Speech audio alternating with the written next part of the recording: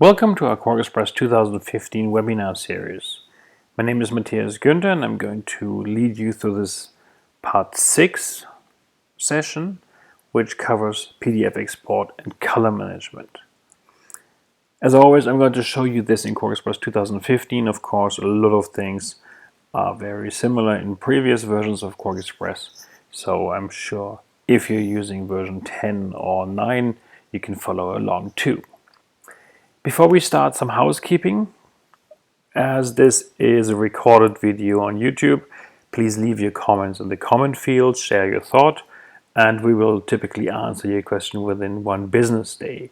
If you have a longer question or look for more detailed answers, then please visit our forums at forums.quark.com or go to our Facebook group QuarkXpress, where also other experts can help you. What we'll show you today is two things, and if you're not interested in PDF export, you can jump ahead. Here's the time code, so in case you want to skip ahead. PDF export, let's quickly talk about that. So one thing you should really do in QuarkXpress is you should always use the built-in PDF export, so not the print dialog.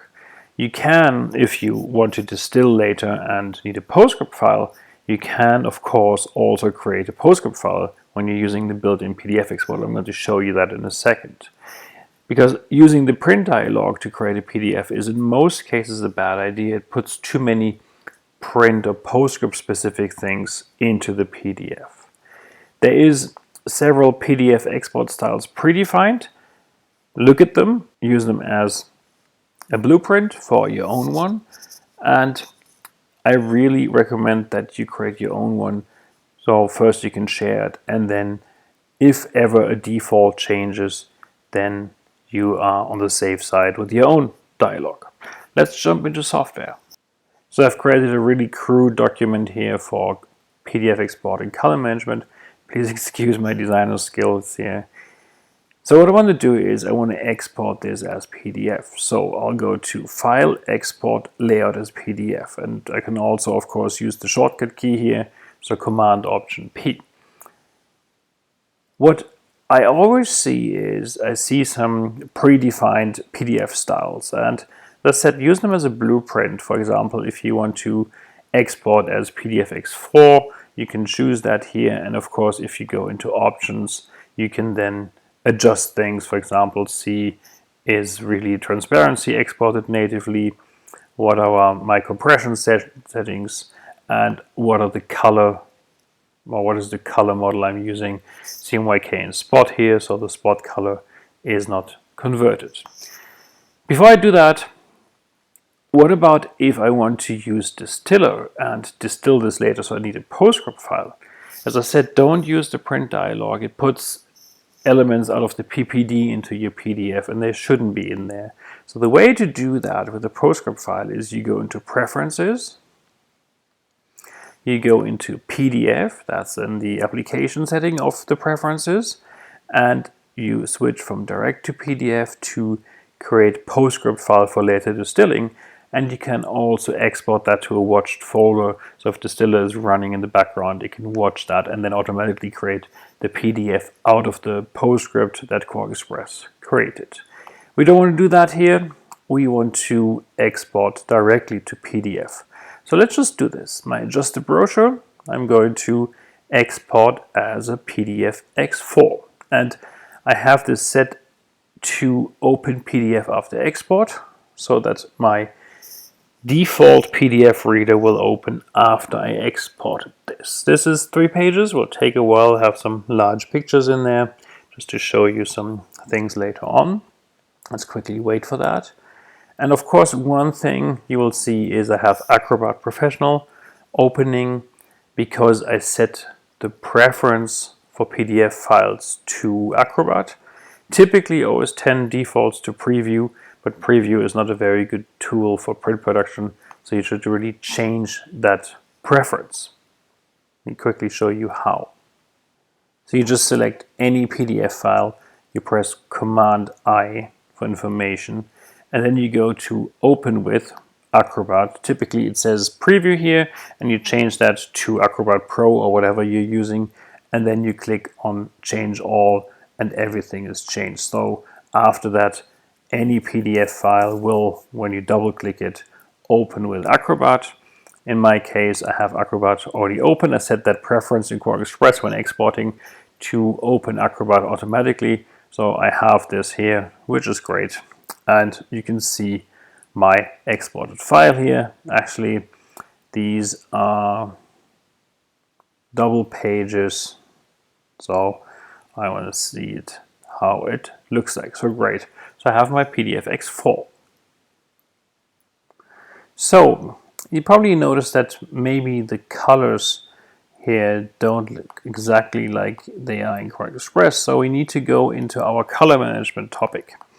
For example, this RGB green here doesn't look the same as in QuarkXPress. So if you look here, this is RGB, so it's really bright, whereas here it's not, because of course it's an RGB element that has been converted to CMYK.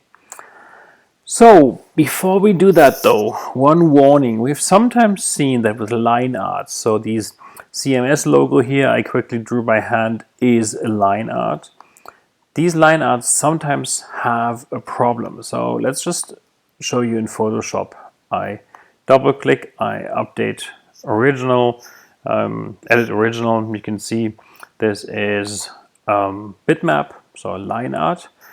And what sometimes happens is sometimes this line art doesn't export. And if that doesn't happen, we're not quite sure why that happens, so still looking for the bug fix, but I want to show you how you can solve that yourself.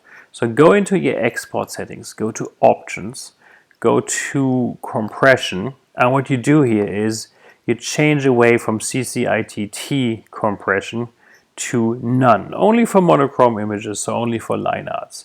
Once you've done that, you will not get an error and you will see that element. So I recommend that you change your export setting for PDF from CCITT to a zip compression. It's about the same size, not a big difference in compression, and you can be sure that this will export.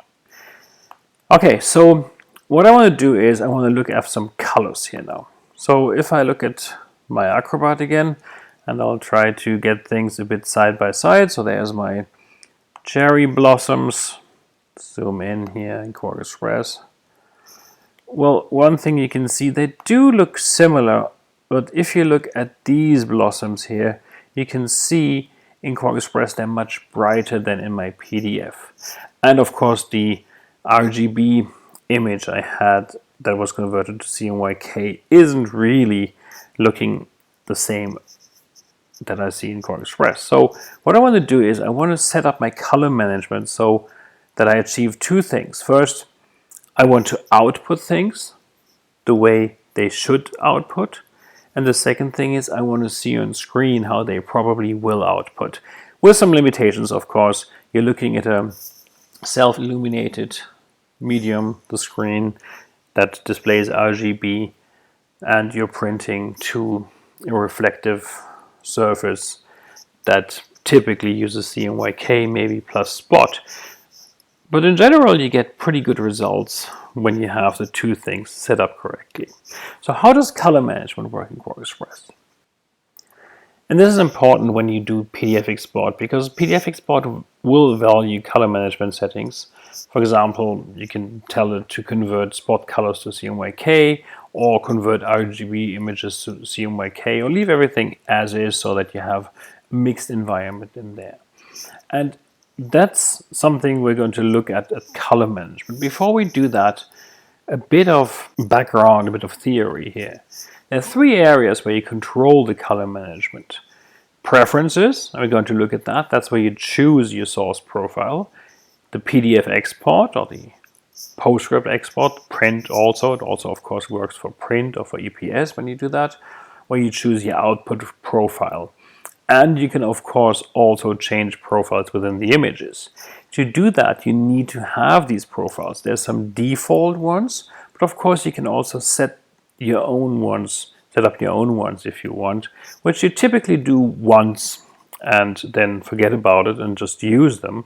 And they're both in color setups, source and output, and then you can also set your display to show how it will probably output. So let's have a look at how this works. So let's start with setup first. I'm not going to go too much into detail. I just want to show you how these work. So, sorry, that was a bit too quick. We go to Edit, Color Setup, Source. We're setting this up. We typically do this just once. By default, we have CorelXPress 7 default. It just says CorelXPress 7 because it hasn't really changed since version 7. It's pretty much the same. What I can do is I can just duplicate that style. I'm doing that because it's always better to use my own style just in case the default changes. And I might call this just Studio Source Setup. I'm working in the studio here. So for RGB, I have RGB elements coming in. I can set a default if there's no color profile attached, which typically is the case, so I don't really care. I will just leave it as is. Important is this checkbox down here, the same in CMYK. It means if you have CMYK sources coming in, an image, an EPS, and you're outputting to CMYK, do you want to color manage it? So if you have an image that has 100% C, do you want to color manage it if the color management says, well, it has to be a bit lighter? It's hard to say whether that's good to check or not. Some people prefer to have their CMYK elements already set up, so they don't want to have that. Typically, if you want to color manage everything, you should have that switched on. And that's maybe a discussion we want to have in the group, whether it's better to leave that on or off. I'll switch that on. Same thing for LAB and gray. So I have all my default here, named colors and inks in CorelXPress. So this one is actually easy. I hardly made any changes. Let's save this. The more important one is the color setup for output. So what I do here is I actually tell CorelXPress how to output color. So let's create the typical one I want to use. So this is Studios, or you could maybe put in your customer name, Studios, CMYK, and Spot output. It's a composite output because we're creating PDF. It's a CMYK mode. You could also use device N or as is. But if I want to have CMYK, I'll use CMYK. And do I want to convert spot colors to process? So I have a spot color here. If I want to convert that, I check that. And then I will also use a profile here, an ICC profile that has to be installed. If I want CMYK and Spot, like I said here, I'll just uncheck that, and then I have created my source, my output setup for this. So same thing if I want to have RGB or device N and stuff like that, I'll just set up one, right? It's here now, and I'll save. And this is what I set up. So let's use this now. Well, first I want to see this on screen. So if I want to see this on screen, I go to View, Proof Output, and I choose the Studio CMYK and Spot output. And if I do that, you can see that now my RGB has actually changed. It will show more like it will output. So if I go back to Proof Output and say None, you can see this is the typical very bright RGB green. And if I go back to Proof Output Studio CMYK, it will show how it will look like with CMYK and Spot separation. So that's what you use this setup for. Remember we said we have 3 areas where you control this. I already used 2, the source setup and the output setup. One important thing here is also in preferences. So if I go to preferences, in my print layout, I have a color manager setting. So since it's in the print layout section, it means it's specific for every document. So it's saved within the document. So you should set that up with no document open if you want to have defaults. So what I'll do here is I need to set up my source setup that I created. Remember? So this tells CorelXPress how color should be treated that's coming in. If I want to access profiles that are in images, I'll check that checkbox and I'll show you that later what that does. Soft proofing I already said, and then this is very important. Do I want to color manage EPS and PDF that I have in here? And of course I want to do that, so I'll check this here. I'll say OK, and now I'm ready to output. So I'll press my shortcut key to go in here. I use my PDF X4 style. Also here I should use my own ones. So let's do that. I'll go into options, go into compression. I'll take out the CCITT to none, or to zip is fine. I go to color. Here I still need to apply my Studio CMYK and Spot output. Remember, in the first step I just set it up, now I need to apply it. And I'm basically done here. So I say OK, and let's save.